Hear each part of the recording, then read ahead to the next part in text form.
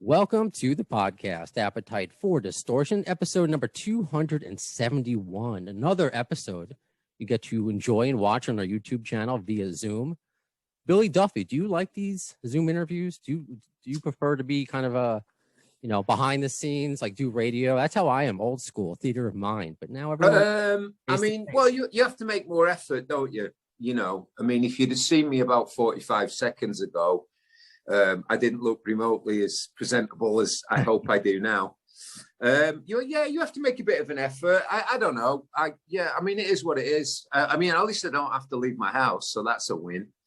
But I guess I like radio. I don't know. People have changed. Things have changed. People communicate now commonly using FaceTime. I hate it when somebody calls me like FaceTime or some. And it's actually, first of all, I hate it when people call me. I feel like these days it's like text first. I know, right? Right? Then it's when they do it FaceTime. It's like, how do you assume that I'm even ready to be visually, So, as you can probably tell, I'm just becoming a bit of an old geezer. I'm the same way. I'm not up there. I'm not as seasoned as a vet as you. Let's say that prefer to old geezer. But I'm the same way. I FaceTime maybe like my family, but that's about it. But with podcasting, with radio, it's kind of cool. Otherwise, you really don't get to know who you're talking to. So you get to see me, I get to see you, and hopefully establish. Yeah, I like it. I've gotten used to it. I'm kind of joking. I've gotten used to it now. So, I've always been a person who hates looking at myself, believe it or not. So that's not a great thing. Sure. Well, I think a lot of people can share that sentiment. Most rational people tend to be a little less keen on seeing themselves. So, but other than that, it's okay. It's cool. It's just what really got me thinking about, where we are. It's just a natural, I started the conversation talking about Zoom and how it relates to how you recorded this new album and how you recorded the first one. I always have a method to my madness. Yeah, okay. 1999, because the internet wasn't, obviously as prevalent. So was it just time now that with all the ability to record wherever you can for this long-awaited sequel? Well, it was funny. Yeah. Well, what happened? Well, it's interesting. It's actually a twofold answer. The initial thing why me and Mike got back together to do the second Coloursound record was that I did send him a riff using. I love the phone thing you can do now. Just record riffs into your phone. I used to have one of these Walkman recordable professional Walkmans, and I used to record things onto cassettes and then put them on a cassette to cassette double boombox I had and edit down. And then I'd go into rehearsals with my band and I'd edit the best versions of the new songs onto a master cassette. So we'd have this running demo, because otherwise you've got cassettes with about 4 hours of meaningless twaddle and one little bit. So every night I would come home from rehearsals and religiously do it. These days you can do it all bosh with the phone, which makes it easier. But so in answer to your question, initially we did a Coloursound thing, and we also did one of those very impressive recordings where the drummer's in one city, I'm in another city, and my piece, and we cobbled something together like that for a re-recorded version of an early Coloursound song. And it was just following on from the initial thing where me and Mike had started writing together, and pre the lockdown in the UK. So we started new school, and then of course to actually record it, we went back to the old school, which is like people in a room together, which I think is kind of for what we were trying to do with this record, which is basically a honest rock and roll record. I think it's still the best methodology to do it. For those who don't know the history, how did you and Mike Peters, who I'm grateful has also been a guest on this podcast from The Alarm, how did you two cross paths in 1999 and first make that album? Because you were already established musicians at that point. Yeah. Well, we were both out of a job, I think, at the time. We both lost our day jobs. But actually, Mike had left the Alarm in the early 90s, and I didn't know him super well. I'd met guys from the Alarm. I don't know whether I'd met Mike at that point. I might have done. We weren't friends, and then I ended up, the cult broke up in 95, and I just ended up going back to the UK to live for a while. I just was kind of in a phase of my life. My instinct was to go, quote unquote, home. So I was back in England and just kind of sort of trying to discover who like Billy Duffy was, rather than Billy Duffy, guitar player from the Cult, which is what I'd been for about 13 years without a break. And I just sort of went home, got back to my roots, and I kept seeing Mike at these festivals. I would go to these cool English festivals like the Phoenix, Glastonbury, where I would go along and you kind of camp in tents, and it's like a whole proper festival vibe, and it was very social. And me and Mike just got met doing that. And also, as part of that scene, there was like a five-a-side soccer football kind of thing going on. Okay. And I would play, because I somehow managed to be half decent at that as I got older. And I would play in these charity games, you know, as associated with festivals. And Mike did too. So we kind of just became friends like that. And he said, hey, you know, I'm up in North Wales, and I know that you've got a place near Manchester in Cheshire. Why don't you come round one time? We'll go for a hike, which is what us British people like to do, you know, a ramble on, as it were. We like to go for a hike in the hills. And as Britain's not as, you know, huge as America, you can do that quite easily. You know, in a day, go for a good old hike, get yourself knackered, and come home for a mug of tea and a big fry up. Because actually last weekend, just to deviate and relate, my girlfriend, my fiance and I, we went upstate to New York. We had to drive 3 hours, and she went hiking. You know, I can't do it. So she went hiking. She loves to do it, but we have to, it's not as, I can't hike in Queens, you know? Yeah, no, it's not an urban thing. It was actually kind of a respite for me from the urban nature of how I'd been living, you know. I'd found as the longer I spent doing the things that people dream of, which is doing rock and roll gigs, going out, having fun, hotels, airports, planes, buses, the occasional limo, not so many, and not as enough private jets, I might add.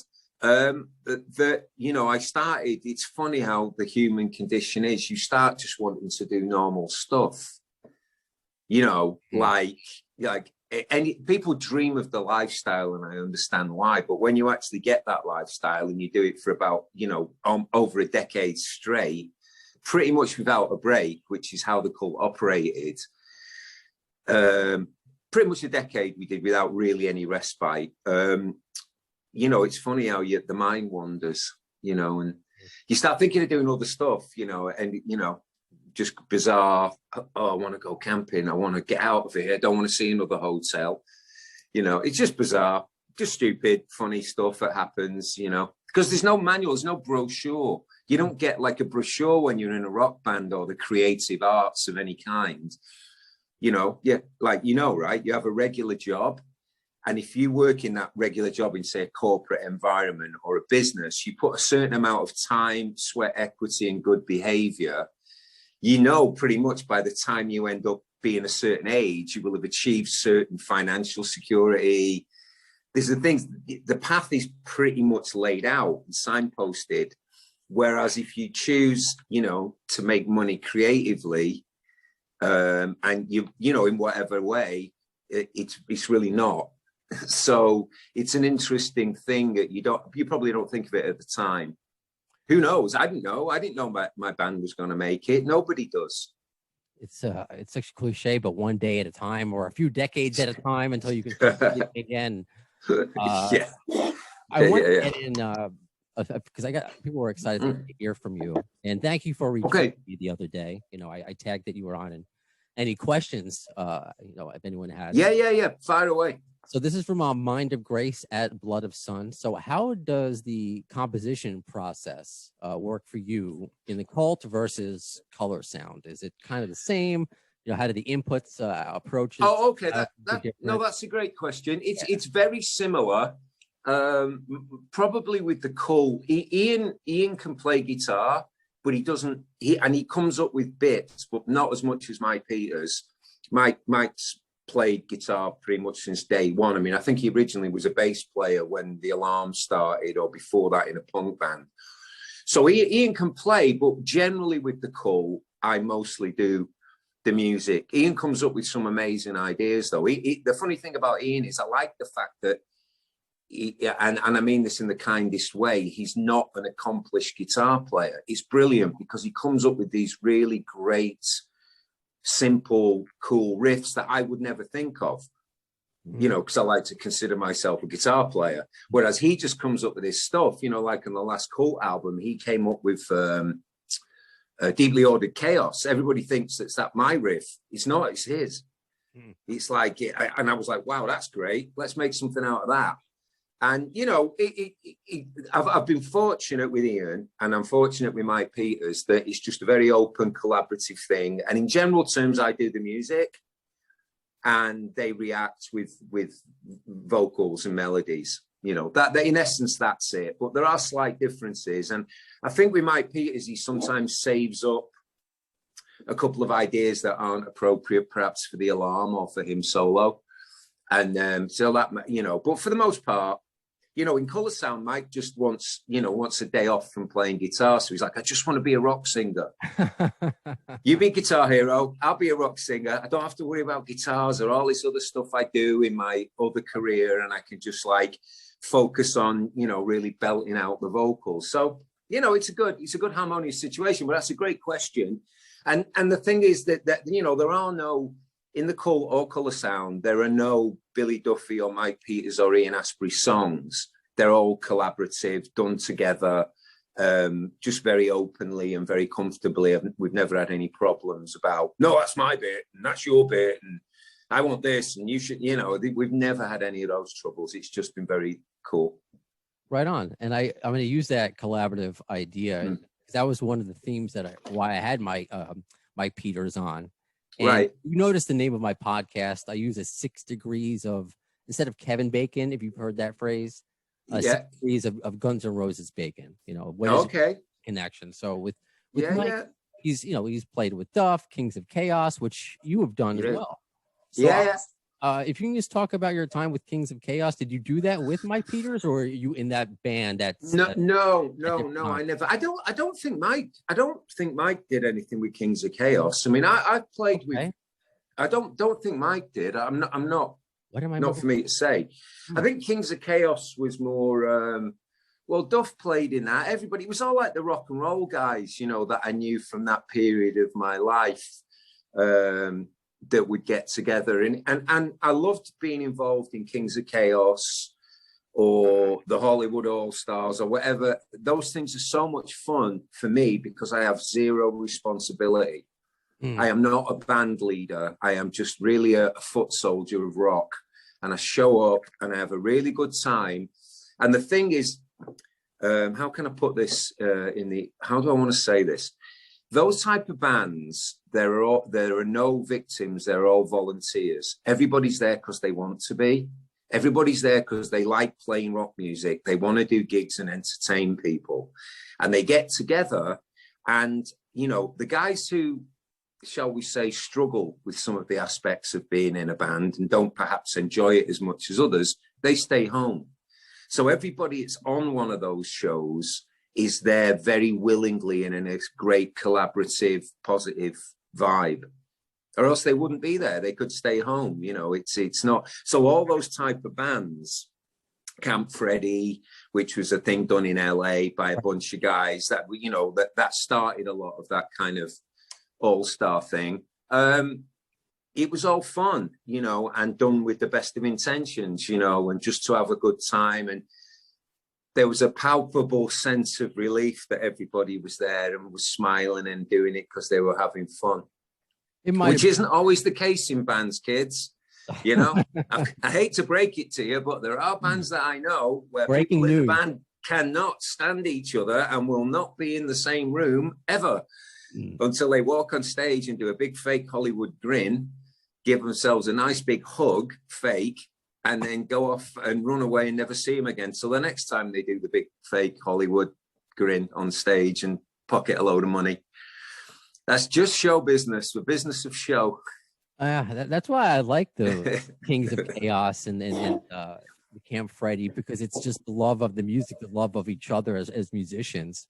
You know, yeah, totally. Not dealing with all that other BS. So it's nice because everyone you're all stars. Like, you don't have to do it, you know, to do that. Not at all. No, it's people. No, people elect to do that. So that's basically the key underpinning of all of that. I mean, it's a business and people get paid and it's this and that, but in general terms, it's done for the fun of it and the love of kind of rock and roll. So, you know, that's why I like to be involved. Plus I have zero responsibility, which is great for me, because obviously having been a kind of joint band leader of the Cult for many decades, that leadership comes with responsibilities and pressures that are cool, but it's nice to have a break from being the boss, or one of the bosses, you know.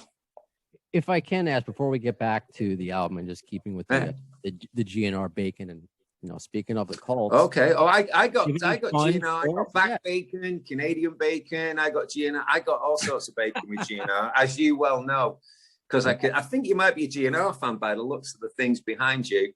You think? Yeah, so you know we go back. Yeah. Back to the old dinosaurs, when dinosaurs roamed the earth.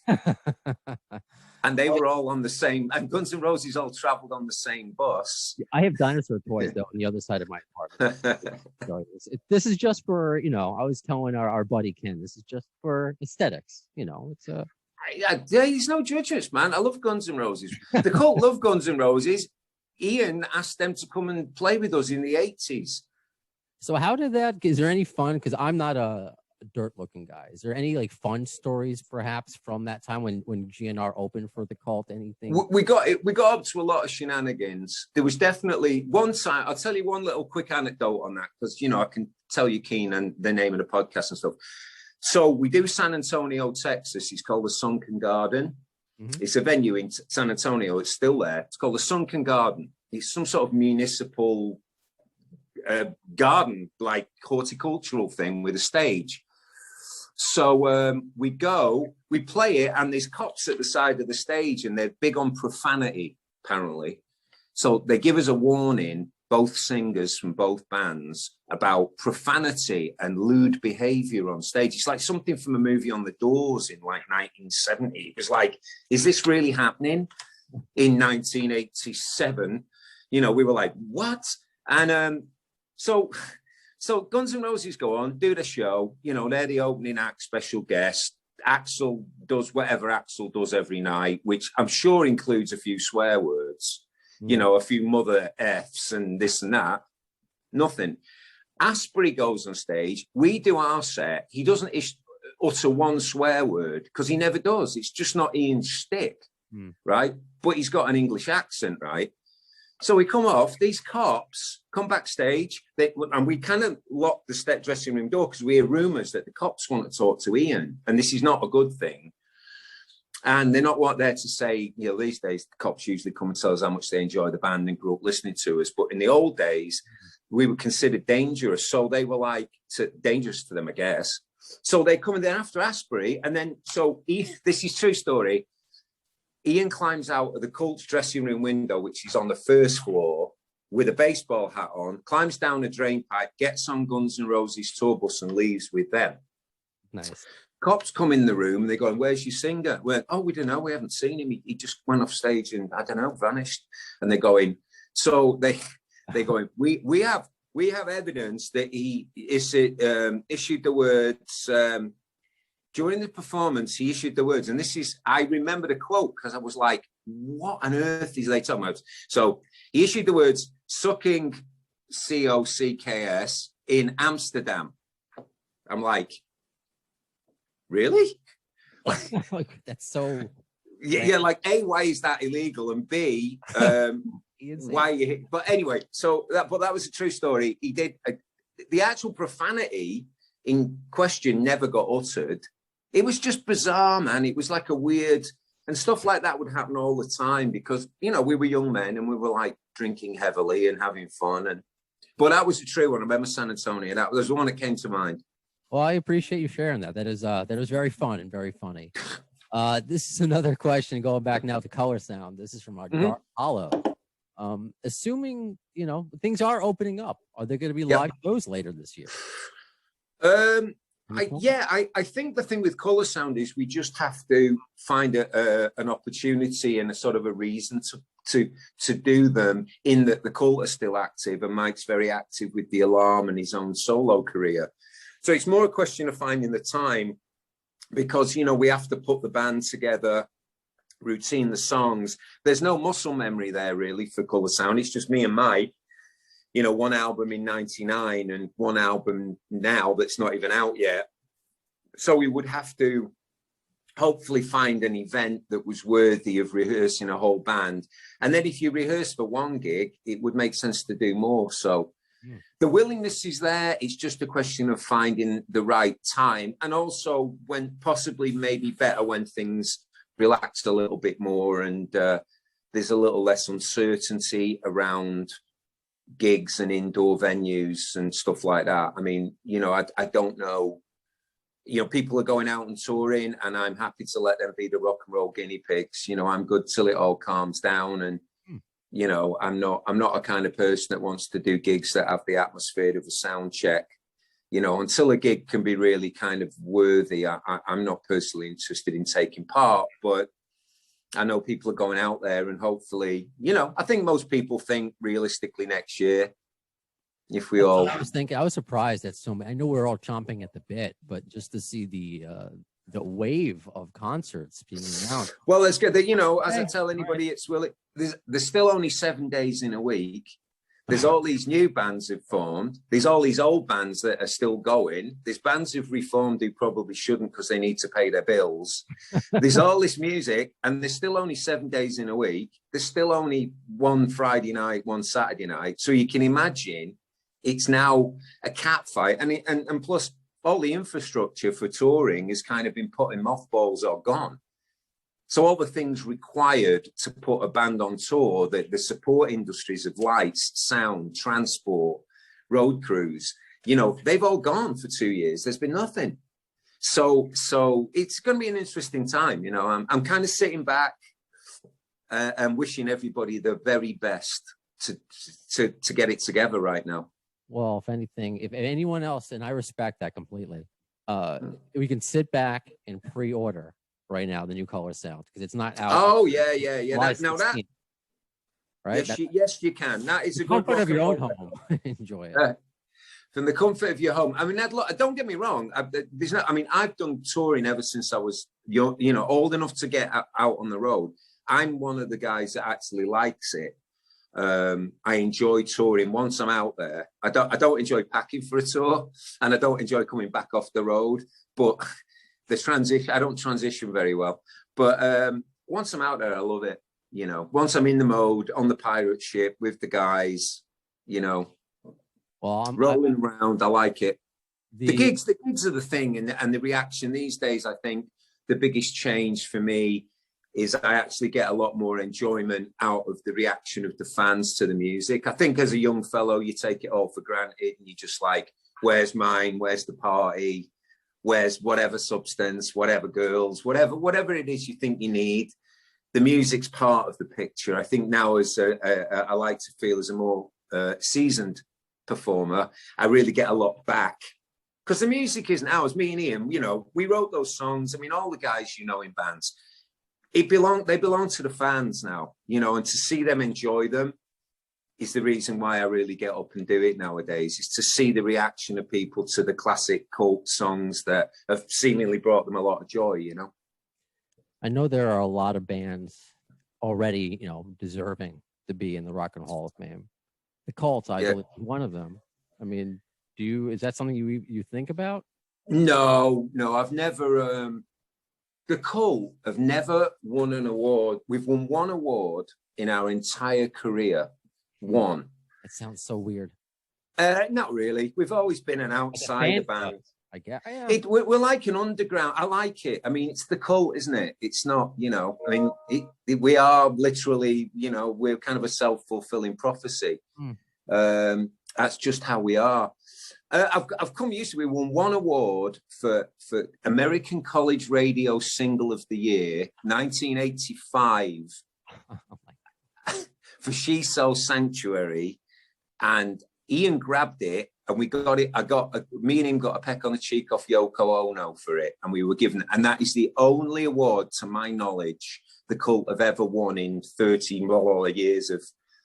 Which is kind of funny, but it's got to the point now where I'm reveling in the underdog. It's great to be. I think we've been more of an influencer really than anything. We don't get, you know, you'll notice in your Grammy nominations the cult are never there, but that's because we've always been signed to an English independent label, really. All our classic albums, even though our albums came out on Warner's and Sire in America and Polygram in Canada, we've always been signed to this English indie label called Beggars Banquet, which has an incredible roster of any band worth listening to has been through Beggars Banquet since 1977 when they started as a punk label. But anyway, you know, a lot of these awards, I think, are to do with who you know, who your manager knows, who your record label know, who goes out to lunch with who. You know, there seems to be a certain amount of nepotism and other isms in all that, and I have no bitterness whatsoever about it. I laugh about it because it's funny. I can tell. You know, I can tell. And I'm not like, oh, bitter. Why did they get it? I mean, it's all kind of meaningless anyway. As long as people, you know, what matters to me is somebody who spends 5 weeks painting a mural of the cult on the side of their coffee bar in Sao Paulo, Brazil. Or you know, somebody, that's what matters to me. The fact that people show up and see us without all those kind of plaudits. We're not the kind of band that, you know. It's like, I mean, think of Black Sabbath. Before Black Sabbath, everybody loved Black Sabbath, but before Ozzy did a TV show, Black Sabbath, you know, it was Led Zeppelin that got all the, you know, they were the golden gods. Black Sabbath were just some ugly blokes from Birmingham. You're right. You know, who basically invented heavy metal, pretty much. Yeah, that's so the mainstream. You know, yeah, but that Ozzy became a mainstream TV personality, and that became the kind of cartoon thing, and it, you know, whatever. It's all good. You helped reshape my thought process. I like that, the self-fulfilling prophecy of the cult and the underdog and the influence. Yeah, if I had an award back here, I can give you. I would. Yeah. Well, we did a tour in '93 actually, where we played with Guns N' Roses. And we played for Metallica. We opened for both of those bands. We were special guests, and we did a tour. We called it the Hair of the Underdog. So some of the fans know that around '93, and we were having a lot of fun with it because at the time Guns N' Roses were like bigger than the Rolling Stones, you know, and we were struggling to pay off bills from the tour we'd done before because it was just funny. We had a good laugh, but we revel in that a little bit. I think deep down me and Ian kind of like the fact that we're a bit, you know, we're the underdog team. I love it. And Billy, this was an honor. I've been a fan of yours for so long. I hope we get to do this again. I know you're super busy.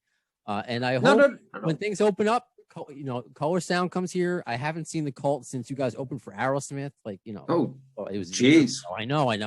It's been many moons ago. Many moons. We got to get the show on the road. Well, absolutely. I mean, Color Sound's a lot of fun. I really hope we can do some shows. I'm almost certain the cult will do more shows. You know, I'm looking forward to doing some gigs with Mike if we can. You know, it's just, I don't want to make any false promises, but sure. the willingness is there to do them. And that's kind of what we do. You know, I'm not going to change my lifestyle choice now. No. So I hope to see everybody out there who wants to come and see us if we can get it together soon.